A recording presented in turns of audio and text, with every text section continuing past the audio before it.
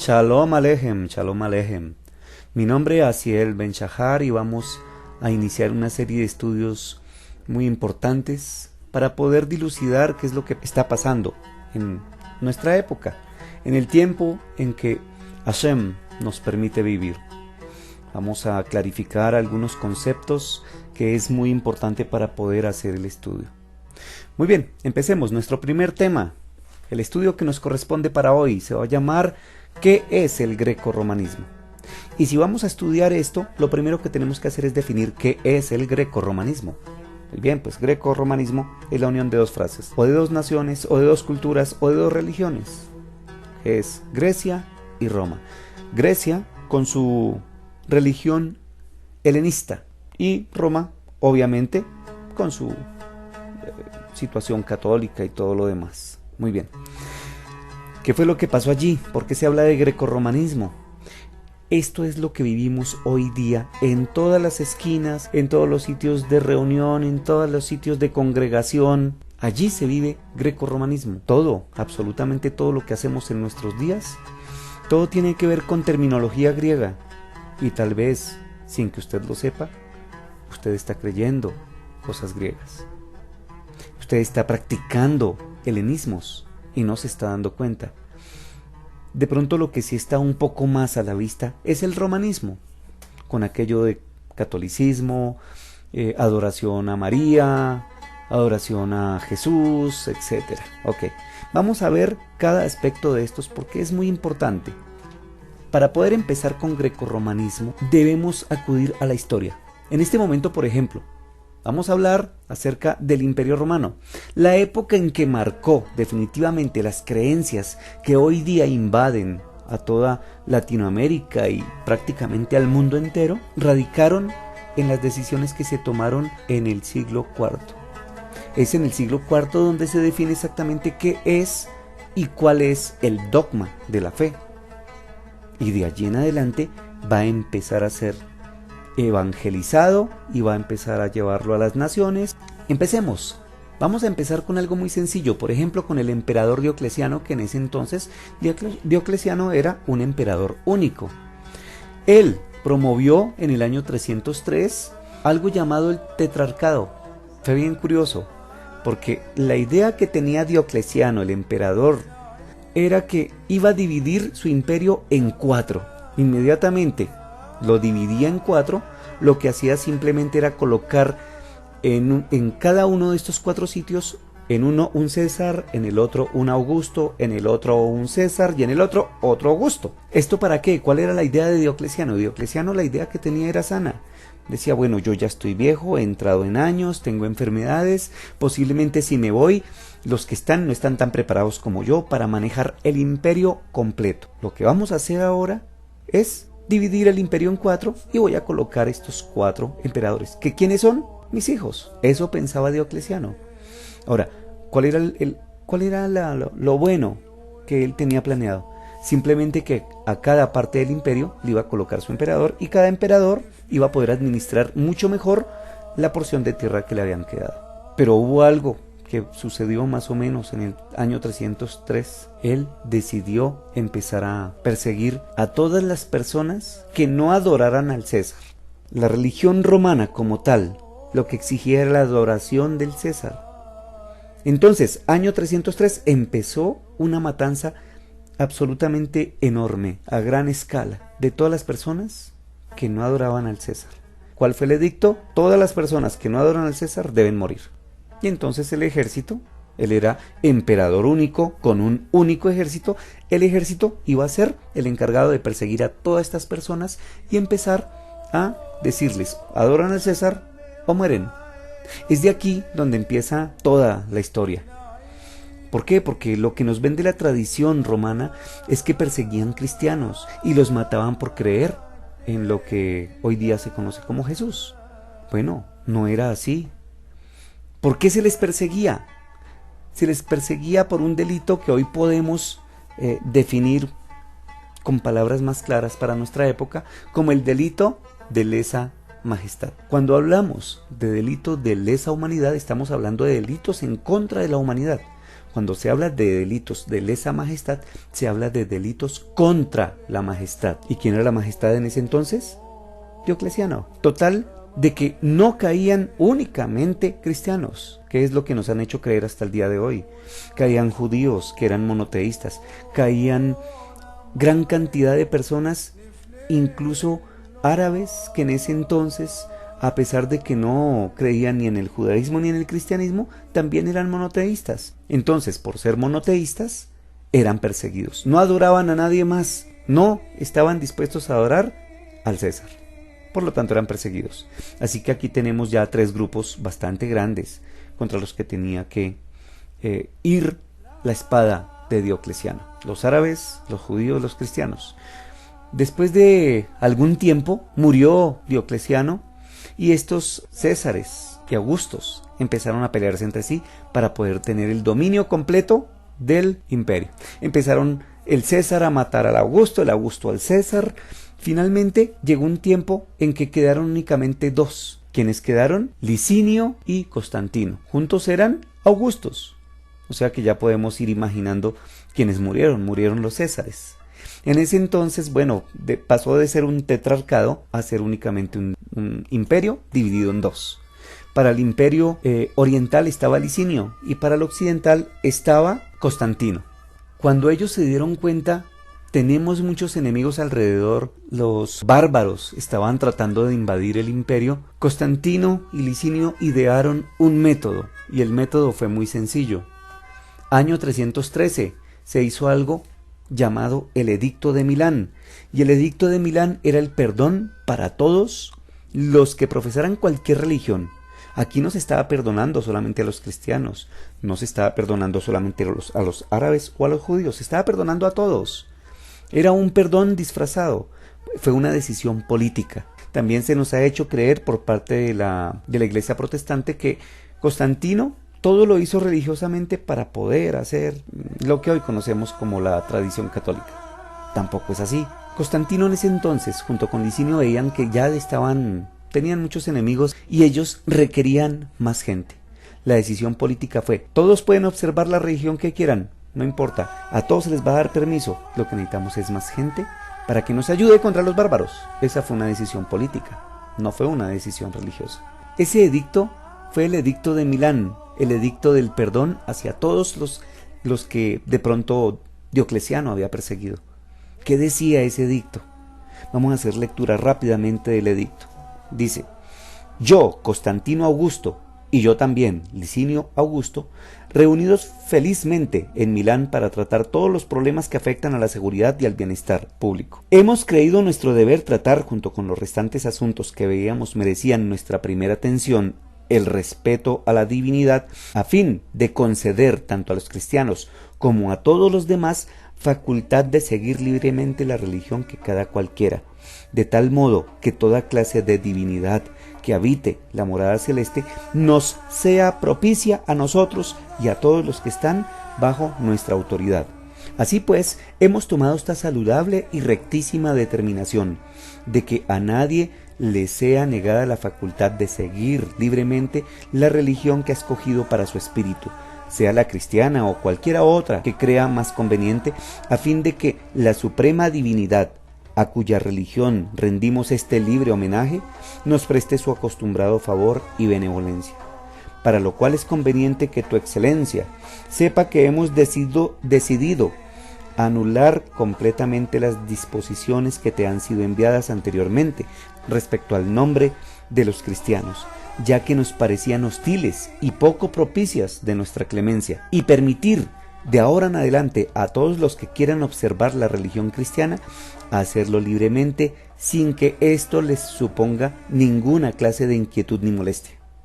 Así pues, hemos creído nuestro deber dar a conocer claramente estas decisiones a tu solicitud, para que sepas que hemos otorgado a los cristianos plena y libre facultad de practicar su religión, y al mismo tiempo que les hemos concedido esto, tu excelencia entenderá que también a los otros ciudadanos les ha sido concedida la facultad de observar libre y abiertamente la religión que hayan escogido, como es propio de la paz de nuestra época.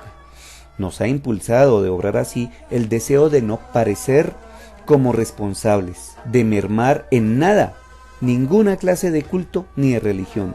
Y además, por lo que se refiere a los cristianos, hemos decidido que les sean devueltos los locales donde solían reunirse, acerca de lo cual te fueron anteriormente enviadas instrucciones concretas, ya sean propiedad de nuestro fisco o hayan sido compradas por particulares, y que los cristianos no tengan que pagar por ello ningún dinero de ninguna clase de indemnización.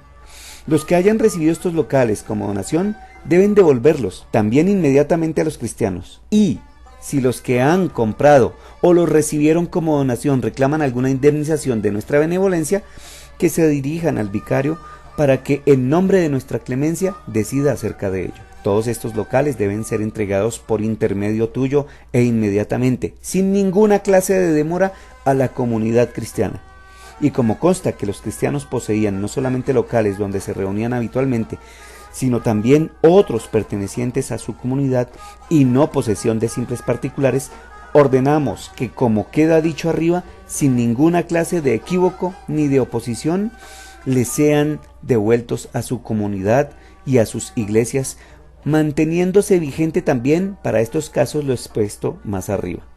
De este modo, como ya hemos dicho antes, el favor divino que en tantas e importantes ocasiones nos ha estado presente, continuará a nuestro lado constantemente para el éxito de nuestras empresas y para la prosperidad del bien público, y para que el contenido de nuestra generosa ley pueda llegar a conocimiento de todos, convendrá que tú la promulgues y la expongas por todas partes, para que la conozcan y nadie pueda ignorar las decisiones de nuestra benevolencia. Bien, esta es la carta que ellos enviaron, conocida como el Edicto de Milán, la Carta del Perdón, una decisión política antes que cualquier cosa, aunque allí tenemos visos de todas las clases, ¿no? Allí podemos ver varias cosas que estaba pensando Constantino y Licinio. Enviar estas cartas a todos los gobernantes para poder llevar a cabo la unión del imperio. Entonces todos, como dice ahí, tienen que publicarla. ¿Cómo conocemos esta carta, Jim? Esta carta la conocemos, este edicto lo conocemos justamente porque en la parte oriental del imperio, o sea, la parte que dominaba Licinio, se encontraron vestigios de estas cartas que fueron entregadas a gobernadores. Una de estas cartas es la que acabo de leer, y estas cartas fueron enviadas allí. Entonces, obviamente, los gobernadores, ¿qué tenían que hacer? La voluntad de su emperador, leerlas y empezar así, de esta manera, perdonando a todas las personas. Muy bien, hasta aquí vamos solamente con la historia de Licinio y de Constantino. Hay que ver el contenido de la carta. ¿Por qué la carta está mencionando ciertas cosas? Según lo que acabamos de ver, en la primera parte se establece el principio de libertad de religión para todos los ciudadanos y, como consecuencia, se reconoce explícitamente a los cristianos el derecho de gozar de esa libertad. El edicto permitía practicar la propia religión, no solo a los cristianos, sino a todos, cualquiera que fuera su culto. En la segunda parte de la carta se decreta restituir a los cristianos sus antiguos lugares de reunión y culto, así como otras propiedades que habían sido confiscadas por las autoridades romanas y vendidas a particulares en la pasada persecución. Pero lejos de atribuir al cristianismo un lugar alto, un lugar prominente, el edicto parece más bien querer conseguir la benevolencia de la divinidad en todas las formas que se presenta, en consonancia con el sincretismo que entonces practicaba Constantino, quien, a pesar de favorecer a este grupo, continuó por un tiempo dando culto al sol invicto. En cualquier caso, el paganismo dejó de ser la religión oficial del imperio y el edicto permitió que las demás religiones gozaran de los mismos derechos que los otros ciudadanos. Desde ese momento pasó a ser una religión lícita y a percibir el reconocimiento jurídico por parte del imperio, lo que permitió un rápido florecimiento. ¿Qué fue lo que pasó después de todo esto? El imperio estaba dividido en dos. Unos años más adelante sale del panorama Licinio y queda como único emperador Constantino. Entonces es importante tener en cuenta estos detalles, porque desde ahí empieza el imperio que conocemos, que todos decimos que de pronto eso fue lo que marcó realmente las creencias que tenemos hoy día. ¿Qué pasó en ese entonces? Lo que hizo simplemente Constantino es que se dio cuenta que requería única y exclusivamente de 3 cosas, de 3 principios para poder dominar todo el imperio. Esto basado obviamente en imperios anteriores. Debería tener un emperador y ya él era el único emperador. Ahora tenía un ejército. Ya se había acabado el tetrarcado. Ya no eran 4 ejércitos, ahora era uno y él era su emperador. Y por último, el tercer elemento que requería para poder dominar todo el imperio era una sola religión.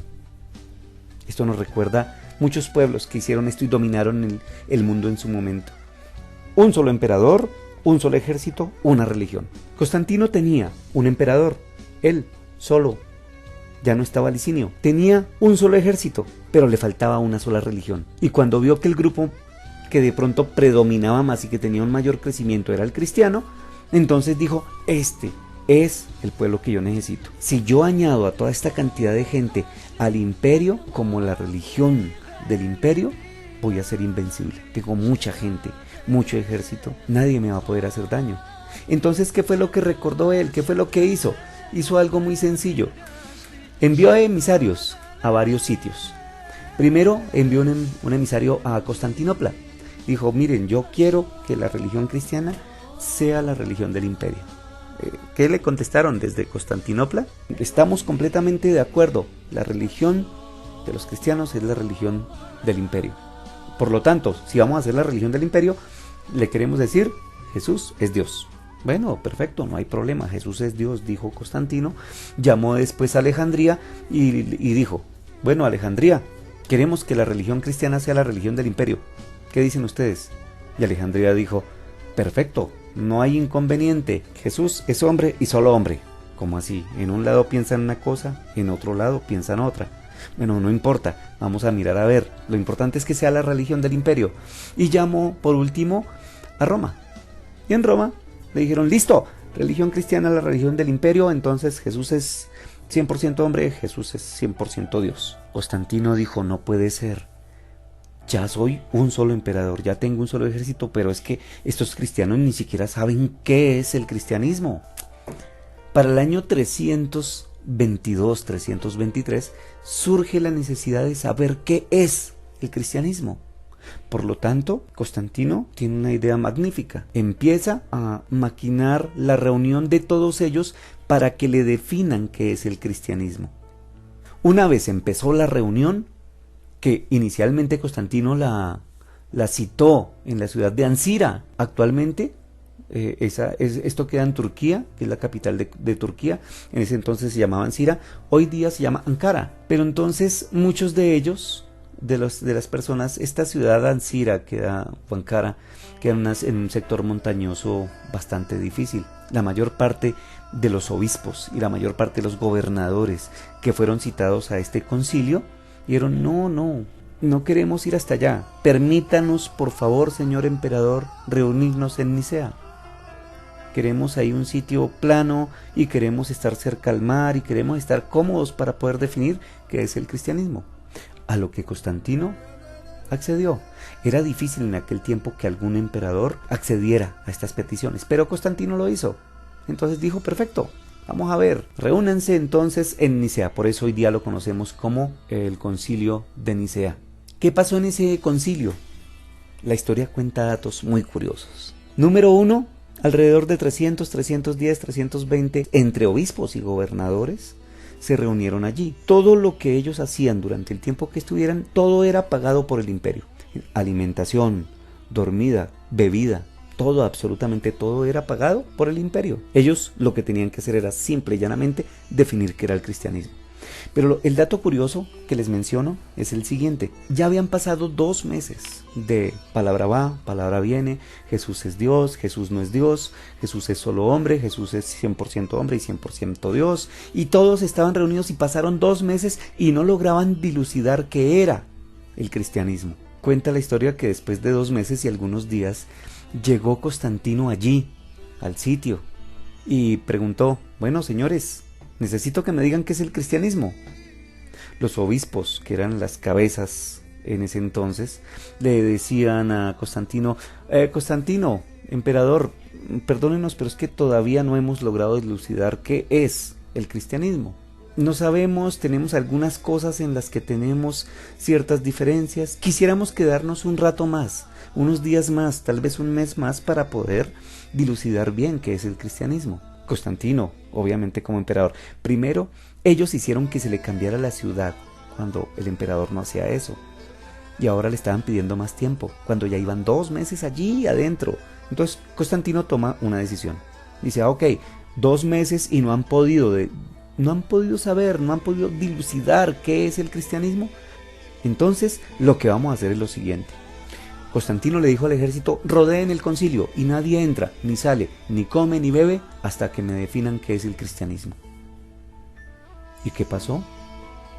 En 24 horas salieron a comer y a beber porque definieron en 24 horas lo que no habían podido decidir en 2 meses. De allí salió en 24 horas la encarnación de Jesús.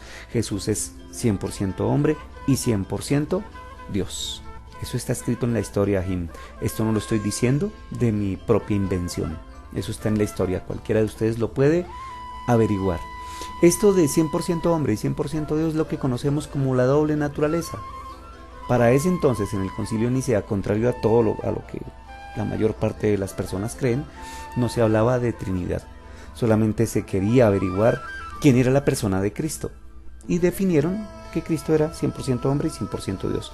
O sea que en ese entonces únicamente habían 2 elementos que definieron: el Padre y el Hijo. No había Trinidad aún. Luego siguió la historia y hubo algo llamado el Sínodo de la Odisea. Esto fue en el año 363. Se instaura el cristianismo como la religión oficial del imperio. Cuando hubo el concilio, habían específicamente 3 grupos marcados. El primer grupo, los arrianos, que decían Jesús es hombre y solo hombre, y fue usado por el Eterno como Mesías. Echando hacia atrás la historia de Arrio, todos sus maestros, la mayor parte venían de la parte oriental del imperio, Jerusalén, Samaria, etc. De allí venían los arrianos. El otro grupo era el de los coptos. Decían Jesús es Dios y solo Dios, 100% Dios, nada de hombre. Y el otro grupo era el grupo de los creyentes filosóficos, helenistas, griegos, que en algún momento decidieron creer y adoptar la creencia del cristianismo para sus vidas. Era el grupo más grande y ellos eran los que decían que Jesús era 100% hombre y 100% Dios. Todo lo que se hizo en el Concilio de Nicea fue por votación y obviamente el grupo grande fue el que ganó. De ahí en adelante, Ahim, empiezan una serie de eventos terribles. Se declaró herejía el pensamiento que Jesús era Dios, los coptos. Se declaró también herejía el pensamiento de los arrianos, que Jesús era hombre y solo hombre. Total, de que si era herejía, ¿cómo se castigaba la herejía? Pues matándolos. El que creyera en cosas que no se habían aceptado en el concilio debería morir. Entonces empezaron a matar a arrianos y a coptos. Total, que así quedó para toda la historia y hasta el día de hoy, que Jesús es 100% hombre, 100% Dios. Esto es lo que conocemos como la doble naturaleza. En el Sínodo de la Odisea, cuando ya venía toda esta cantidad de eventos, lo que pasó simple y llanamente, que se aceptó la religión cristiana como la religión oficial del imperio. Muy bien, seguido de esto, año 380, viene el Edicto de Salónica. El Edicto de Salónica es bastante importante. Este lo voy a leer también, ese edicto, así como se leyó el edicto de Milán, que era el perdón para todos los cristianos, vamos a leer el edicto de Salónica. Recuerden que eso fue en el año 380. Dice el edicto de Salónica: todos nuestros pueblos deben adherirse a la fe transmitida a los romanos por el apóstol Pedro, la que profesan el pontífice Dámaso y el obispo Pedro de Alejandría. O sea, reconocer, de acuerdo con la enseñanza apostólica y la doctrina evangélica, la divinidad de una y la santa Trinidad del Padre, el Hijo y el Espíritu Santo. Únicamente los que observan esta ley tienen derecho al título de cristianos universales. En cuanto a los otros, estos insensatos, extravagantes, son heréticos y fulminados por la infamia. Sus lugares de reunión no tienen derecho a llevar el nombre de iglesias. Serán sometidos a la venganza de Dios y después a la nuestra. Este fue el edicto de Salónica. Es cuando ahí, en el 380, ya se estaba hablando de la Trinidad. Pero, ¿de dónde salió esta parte de la Trinidad? También tenemos que estudiar eso.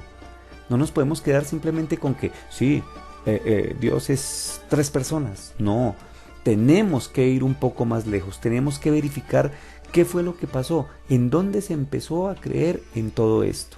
La teología como tal de la Trinidad viene a partir del credo de Atanasio. El credo de Atanasio es algo muy curioso. Le voy a dar lectura. Este credo de Atanasio lo que está hablando prácticamente es tratando de convencer por medio de palabras a la gente de que Dios es 3, pero que estos 3 son uno solo. Curioso que eso era lo mismo que pensaban los griegos de sus dioses. No eran 3, eran muchos, pero todos eran un solo Dios. Ahora resulta que Atanasio, conocido en la Iglesia Católica como San Atanasio, define que Dios son 3, pero que es uno solo. Vamos a leerlo rápidamente. Dice el credo de Atanasio: todo el que quiera salvarse, ante todo debe mantener la fe católica. El que no guardar esta fe íntegra y pura, sin duda perecerá eternamente. Y la fe católica es esta: que adoramos a un solo Dios en Trinidad, y Trinidad en unidad, sin confundir las personas ni dividir la sustancia. Porque es una la persona del Padre, la otra la del Hijo y la otra del Espíritu Santo, mas la divinidad del Padre, del Hijo y del Espíritu Santo es toda una, igual, la gloria, coeterna la majestad. Así como es el Padre, así el Hijo, así el Espíritu Santo, increados el Padre, increado el Hijo, increado el Espíritu Santo. Incomprensible el Padre, incomprensible el Hijo, incomprensible el Espíritu Santo. Eternos el Padre, eterno el Hijo, eterno el Espíritu Santo. Y sin embargo, no son 3 eternos, sino un solo eterno. Como también no son 3 incomprensibles, ni 3 increados, sino un solo increado y un solo incomprensible. Asimismo, omnipotente es el Padre, omnipotente el Hijo, omnipotente el Espíritu Santo, y sin embargo no son 3 omnipotentes, sino un solo omnipotente. Asimismo, el Padre es Dios, el Hijo es Dios, el Espíritu Santo es Dios, y sin embargo no son 3 dioses, sino un solo Dios. Así también, Señor es el Padre, Señor es el Hijo, Señor es el Espíritu Santo, y sin embargo no son 3 señores, sino un solo Señor. Porque así como la verdad cristiana nos obliga a reconocer que cada una de las personas de por sí es Dios y Señor. El Padre por nadie es hecho, ni creado ni engendrado. El Hijo es solo del Padre, no hecho ni creado sino engendrado. El Espíritu Santo es del Padre y del Hijo, no hecho ni creado ni engendrado, sino procedente. Hay pues un Padre, no 3 padres, un Hijo, no 3 hijos, un Espíritu Santo, no 3 Espíritus Santos. Y en esta Trinidad nadie es primero ni postrero, nadie es mayor ni menor, sino que todas las 3 personas son coeternas juntamente y coiguales. De manera que en todo, como queda dicho, se ha de adorar la unidad en Trinidad y la Trinidad en unidad. Además es necesario para la salvación eterna que también se crea correctamente en la encarnación de nuestro Señor Jesús Mesías. Porque la fe verdadera que creemos y confesamos es que nuestro Señor Jesús Mesías, Hijo de Dios, es Dios y hombre, Dios de la sustancia del Padre, engendrado antes de todos los siglos, y hombre de la sustancia de su madre, nacido en el mundo, perfecto Dios y perfecto hombre, subsistente de alma racional y de carne humana, igual al Padre según su divinidad, inferior al Padre según su humanidad, quien, aunque sea Dios y hombre, sin embargo no es 2, sino un solo Mesías, uno no por conversión de la divinidad en carne, sino por la asunción de la humanidad en Dios, uno totalmente, no por confusión de sustancia, sino por unidad de persona. Pues como el alma racional y la carne es un solo hombre, así Dios y hombre es un solo Mesías. El que padeció por nuestra salvación, descendió a los infiernos, resucitó al 3er día entre los muertos, subió a los cielos, está sentado a la diestra del Padre, Dios Todopoderoso, de donde ha de venir a juzgar a vivos y a muertos, a cuya venida todos los hombres se resucitarán con sus cuerpos y darán cuenta de sus propias obras. Y los que hubieren obrado bien irán a la vida eterna, y los que hubieren obrado mal al fuego eterno. Imagínense, Ajim, todo lo que dice esto.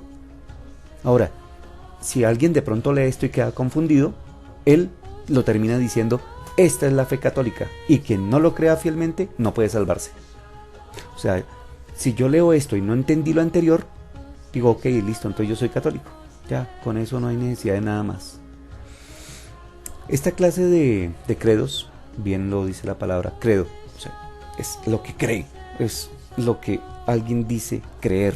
Eso es un credo, hecho por hombres. La Torá no dice esto, Ajim. La Torá no dice nada de lo que dice acá. Y lo que viene para definir el grecorromanismo es justamente averiguar sobre dónde se adoptó como dogma de la fe la Trinidad. Ya sabemos que viene de San Atanasio. Después de que ya tenían la doble naturaleza, ya sabían, o ellos ya habían determinado que Jesús era Dios 100% y hombre 100%, pues ahora tenían un problema más grande aún. ¿Qué hacemos con el Espíritu Santo? Ahí está mencionado, ahí aparece. Vamos a tener que hacer un nuevo concilio para definitivamente saber quién es el Espíritu Santo. De nuevo, concilio que va, en esta oportunidad fue en Constantinopla. Después del concilio sacaron un edicto, el edicto de Constantinopla, y hablaba justamente de que se le otorgaba al Espíritu Santo también la calidad de Dios. Se hablaba ya de la deidad del Espíritu Santo. Fue allí, en el año 381, en el concilio de Constantinopla, donde la conclusión fue, el Espíritu Santo también es Dios. Desde ahí en adelante ya se crea con un edicto la Trinidad. Antes de allí no se hablaba de esto. Después de toda esta situación viene el año 391, donde ya los bárbaros, viendo el imperio dividido, la idea de Constantino no se llevó a cabo, que era la de tener un emperador, un ejército, una religión. Todo se partió por aquello de la religión, porque los cristianos ya prácticamente no tenían nada en común. Todos estos creyentes griegos convertidos al cristianismo, que era el grupo más grande, siempre que votaban ganaban. Por lo tanto, todas estas decisiones ya tomadas en los concilios eran para matar a los demás. Aquí el cristianismo de ser humilde, el cristianismo de poner la otra mejilla ya no existía. Allí el que ponía la mejilla simplemente moría. Entonces, ¿usted qué cree? ¿Que Jesús es 100% hombre y 100% Dios? No, yo creo que Jesús es hombre y solo hombre, 100% hombre. Inmediatamente lo mataban. Llegaban a otro y le decían, ¿usted cree que Jesús es 100% hombre y 100% Dios? No, yo creo que Él es Dios. Inmediatamente lo mataban. Y de ahí en adelante siguen y siguen las matanzas como tal.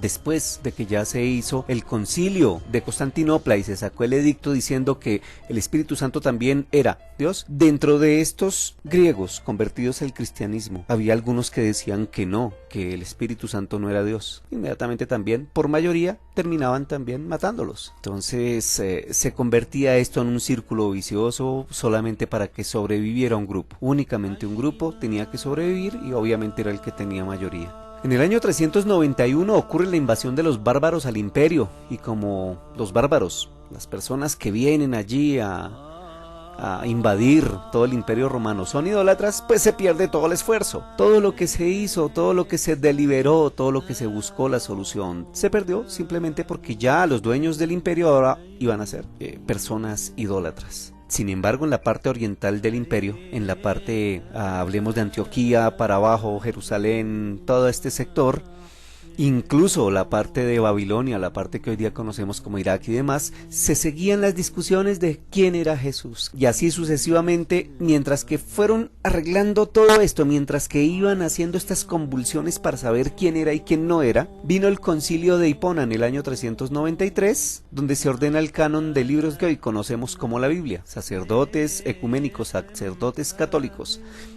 los que determinan cuáles son los libros de la Biblia que hoy día tenemos. Luego viene el concilio de Éfeso en el año 431. En el año 431 ya sabían de la Trinidad, pero se enfrentaban ante una duda grande. ¿Qué hacemos con María? Bueno, porque si decimos que Jesús es 100% Dios, pues entonces María es la Madre de Dios. Los grupos empezaron a discutir hasta que dijeron, bueno, hagamos un concilio. Vámonos a Éfeso y discutimos el tema. Se reunieron allí en el concilio de Éfeso. Unos decían María es la madre de Jesús, hombre, y eran unos muy poquitos.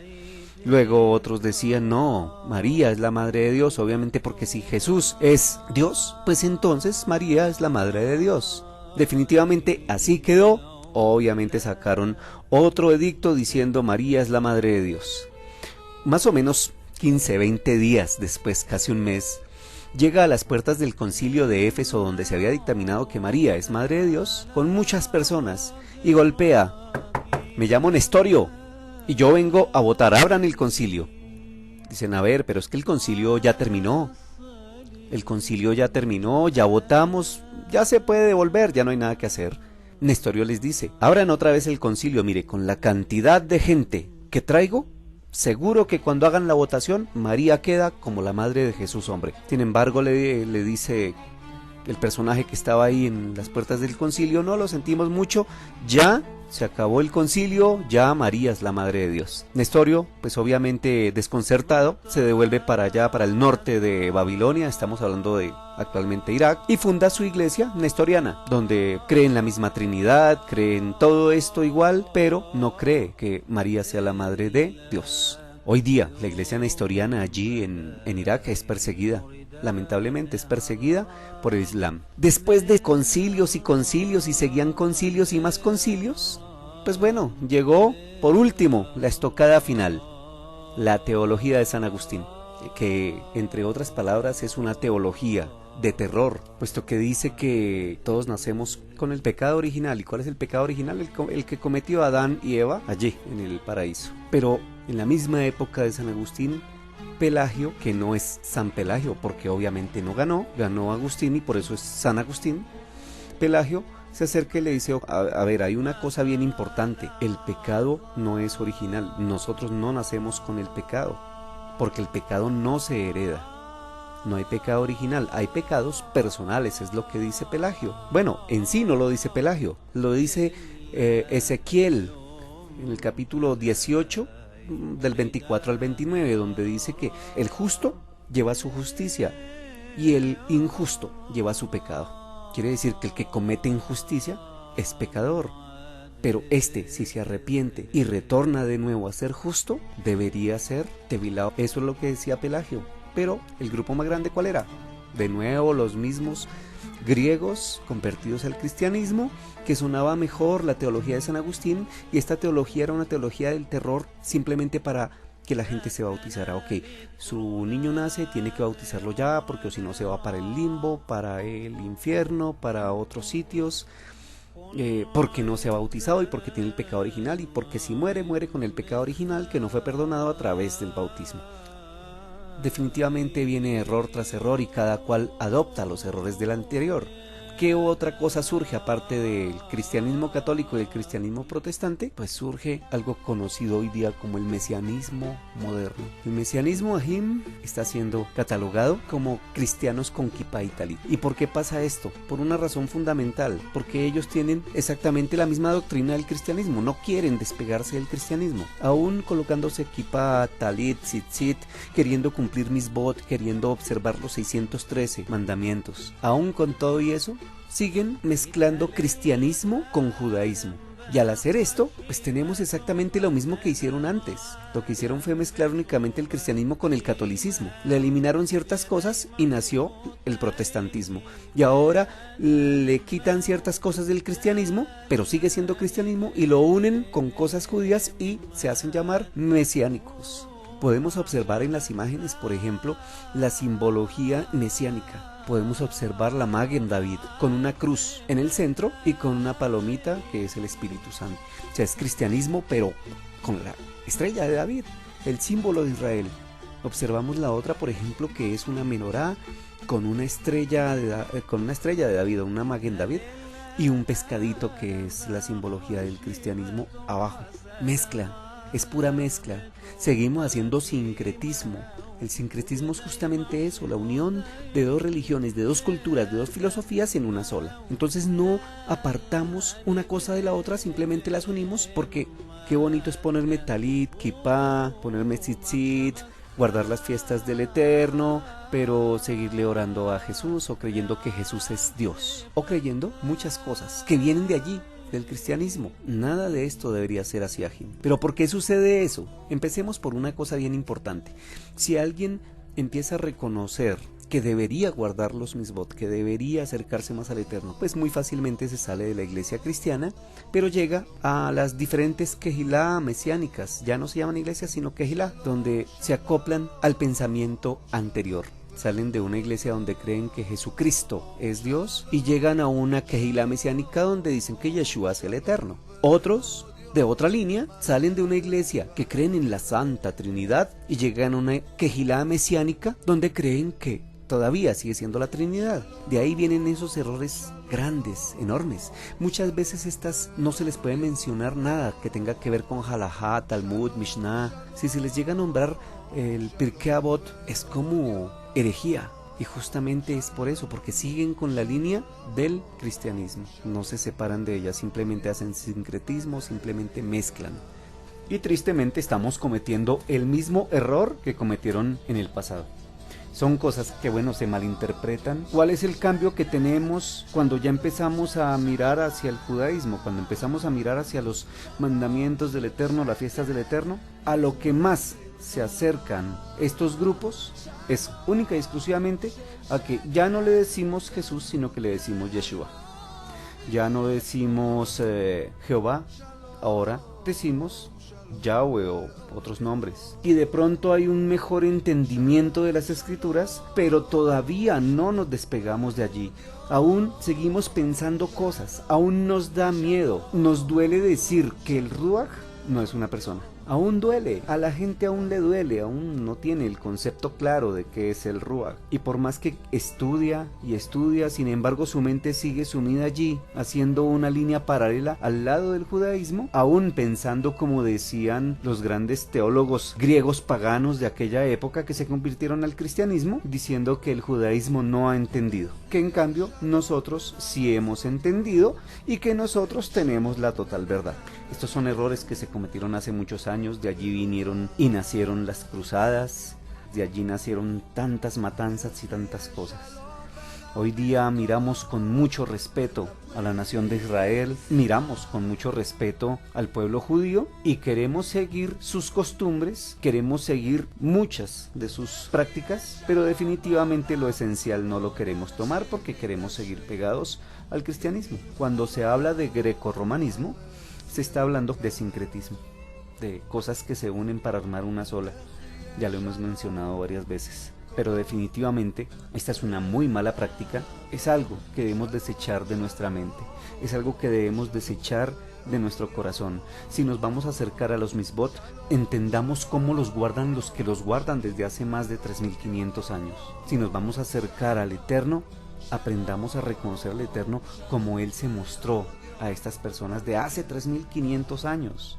Aprendamos que nuestro Elohim, Yud-Hei Bab-Hei, no es 3. Tampoco Elohim, Yud-Hei Bab-Hei, es Yeshua, o como llaman en otros sitios, pero muy mala la lingüística que le dicen Yahshua.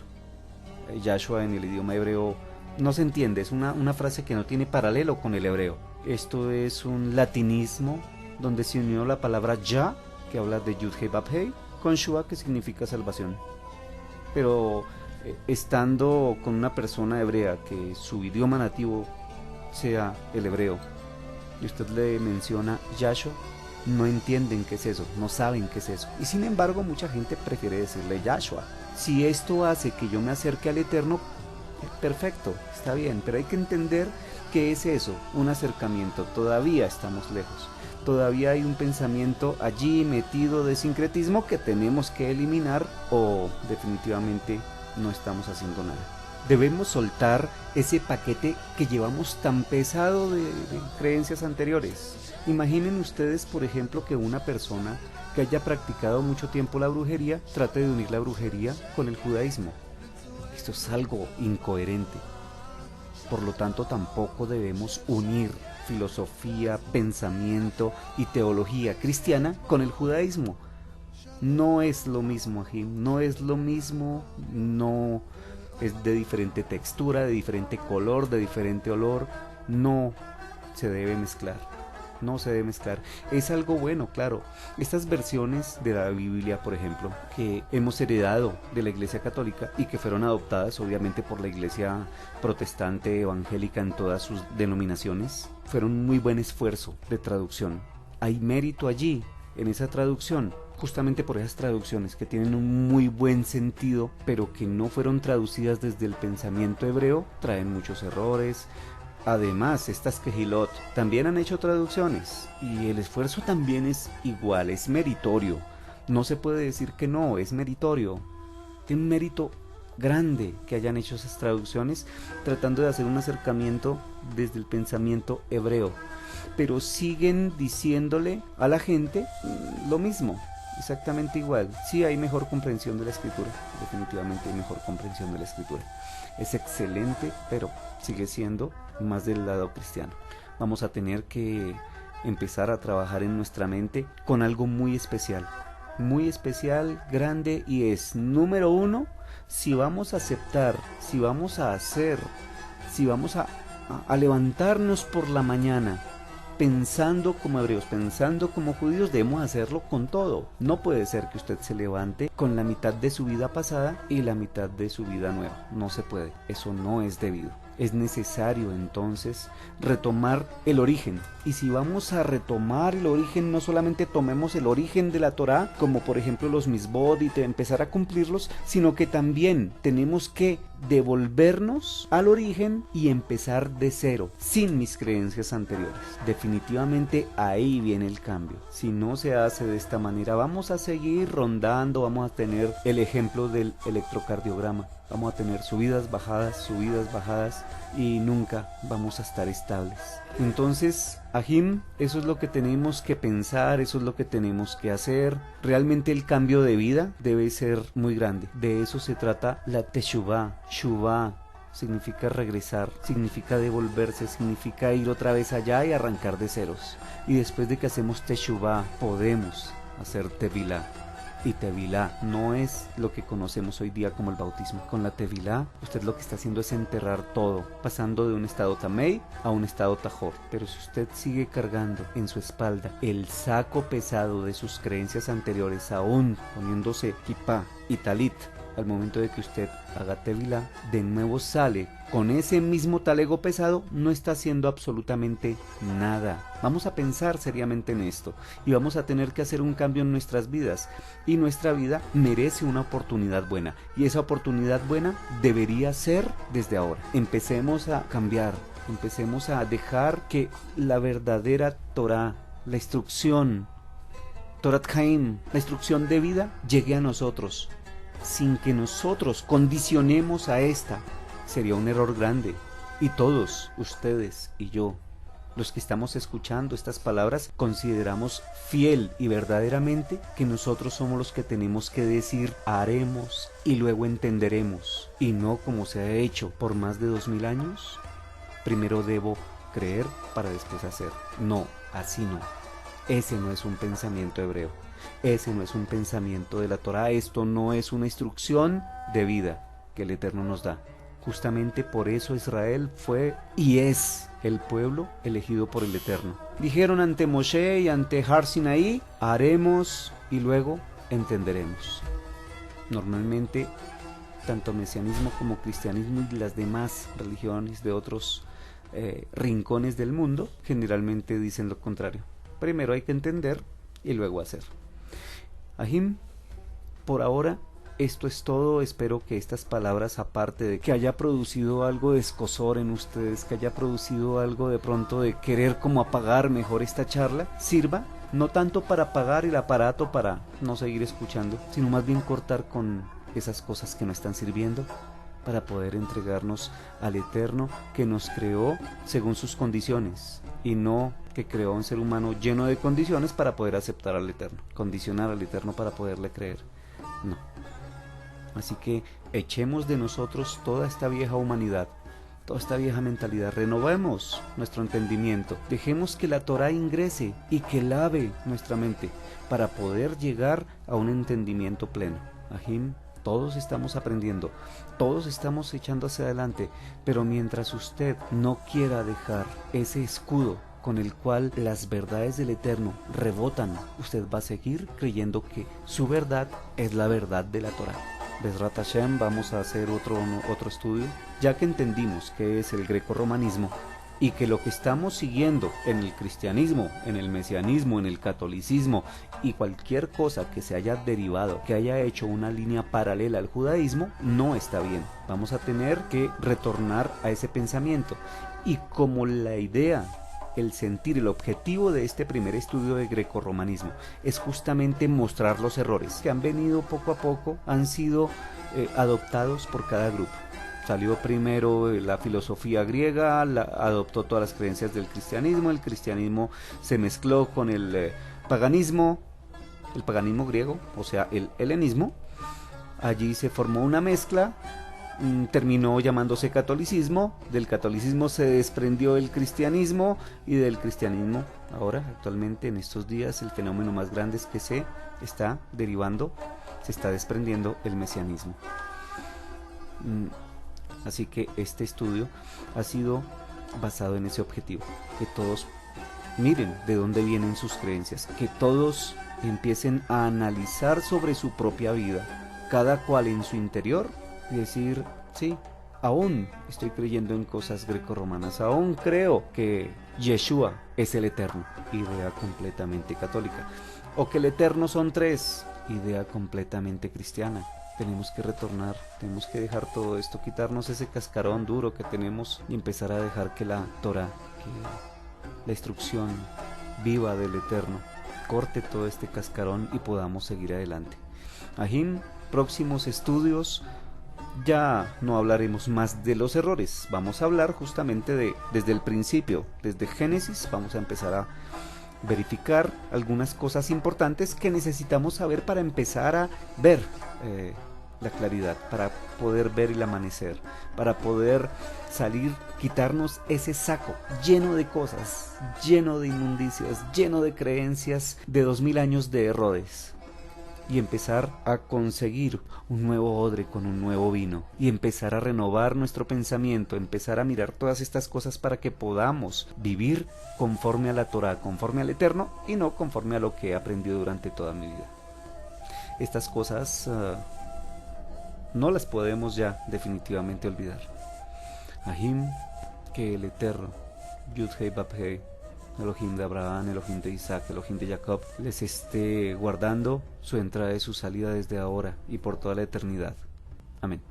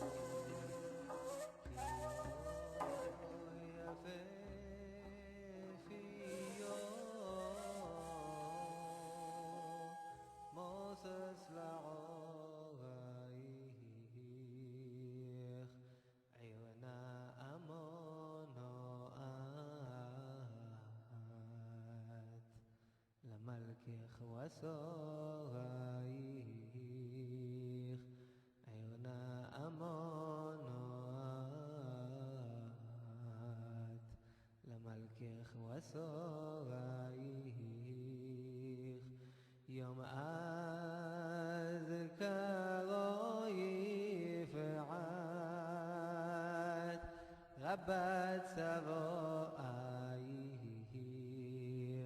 Yom Azkaro Yif'at Rabat Savoaich Lach Kol Adon Nafshi Lishkon Haserayich Lach Kol Adon Nafshi Lishkon Haserayich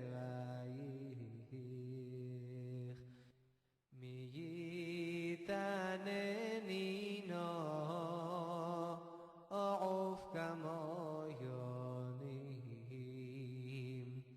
Mi yitaneni no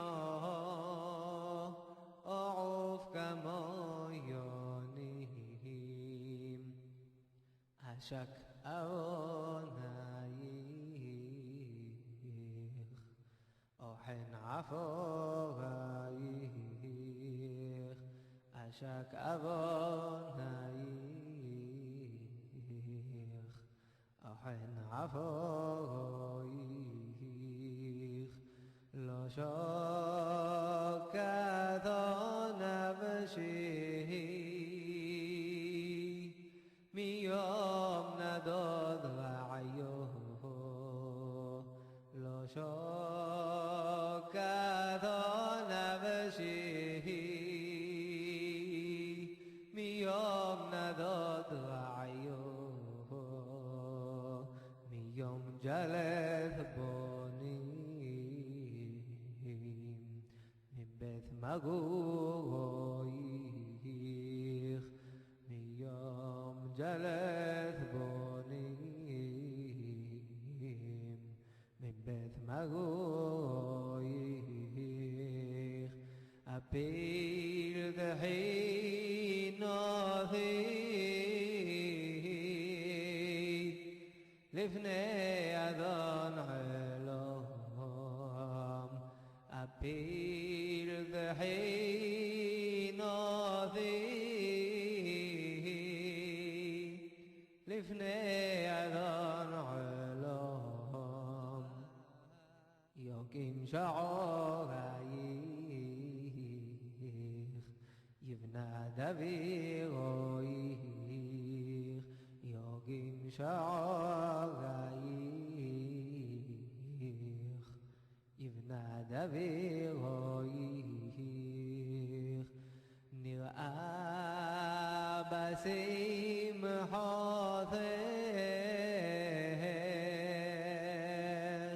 כי משנת חלום נראה בשמחותך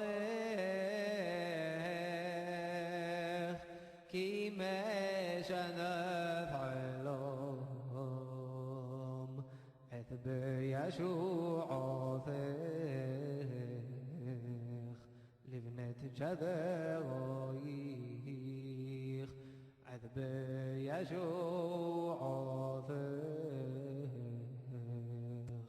לבנת ג'דרייך אז תשמחי לו وفتحت شبيه אז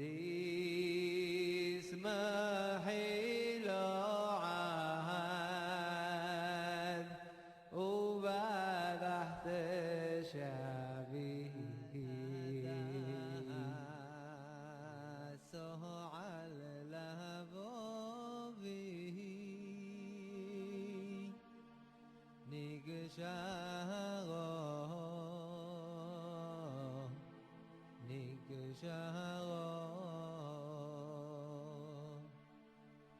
وانی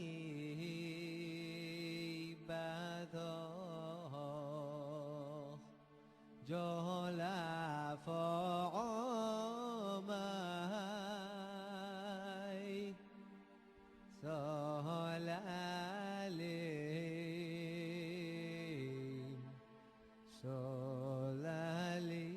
سلاليم له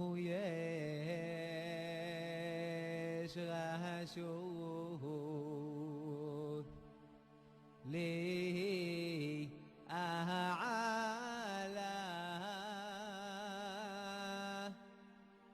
أذهب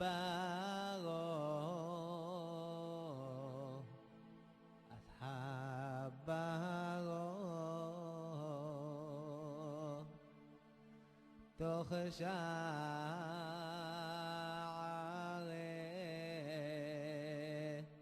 ציון אשריהם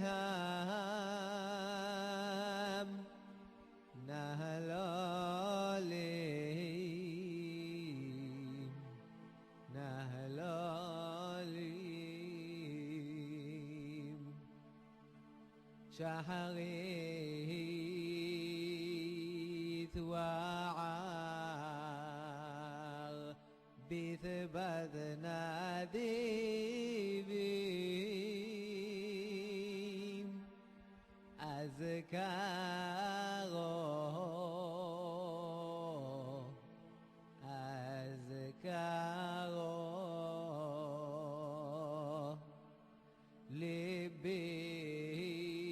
لبي ورع يوناي بحشاك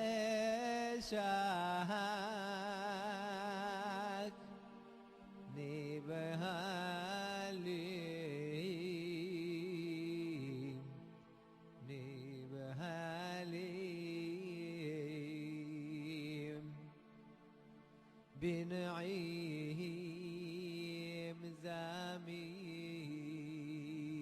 غثمي نذاد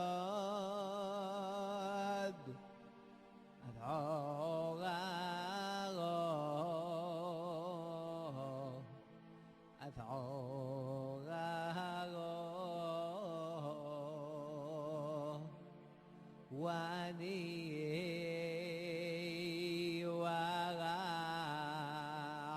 ورايوثي باغينو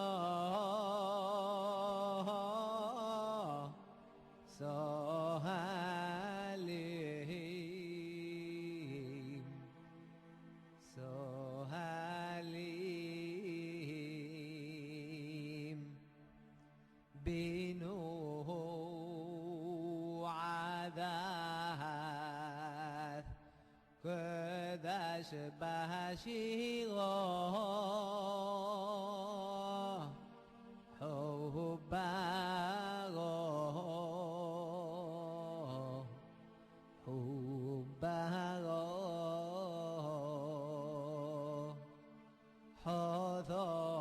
حذون وها كهلا بحبه نخلالي